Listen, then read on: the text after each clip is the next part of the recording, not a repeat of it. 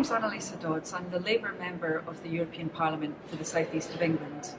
With 2 months to go until Theresa May triggers Article 50 and starts the process of the UK leaving the EU, we must think hard about what we want from the negotiations. As a member of the European Parliament's Economic and Monetary Affairs Committee, I've been thinking about what kind of deal we want to protect British financial services, the economies of our European partners, and above all, British businesses, consumers and citizens. Today I've published a paper setting out how we can achieve the best deal in current circumstances. A positive outcome is possible, but it won't be easy and it will require political will on all sides. For a start, the UK government needs to be much more open-minded and positive than it has been so far. Theresa May's threats to turn the UK into some kind of bargain basement tax haven is a sure way to alienate potential allies.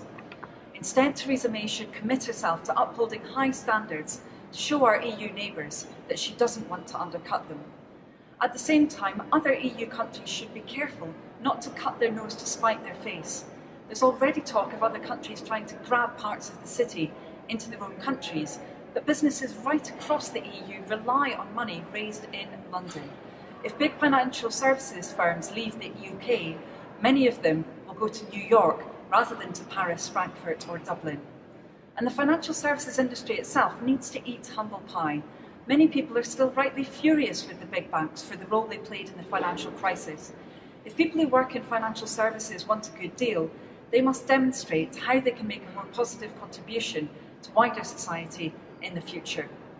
If everyone is prepared to approach these negotiations in a positive frame of mind, then I have a three-pronged approach that can work.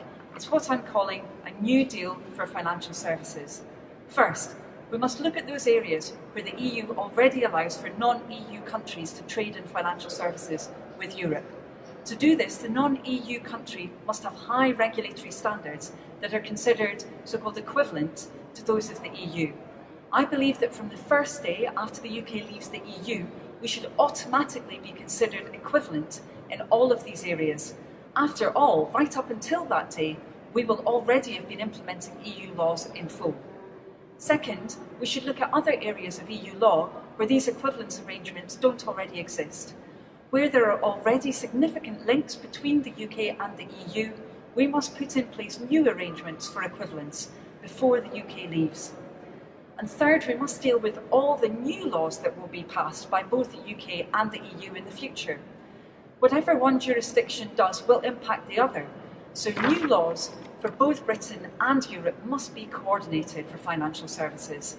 If not, we could create many new loopholes that will only benefit the dodgiest of businesses. So I'm calling for a formal process, an EU-UK financial markets regulatory dialogue that will make sure both sides uphold the highest possible standards and stop a race to the bottom. If everyone enters these negotiations with a positive, open frame of mind, and if we follow this three-pronged approach, we can find a way to ensure the least possible disruption to British businesses, consumers and citizens. But what do you think? I'd love to hear your views. You can leave a comment below on Facebook, or you can read my paper by visiting my website, www.annalisadoddsmep.uk.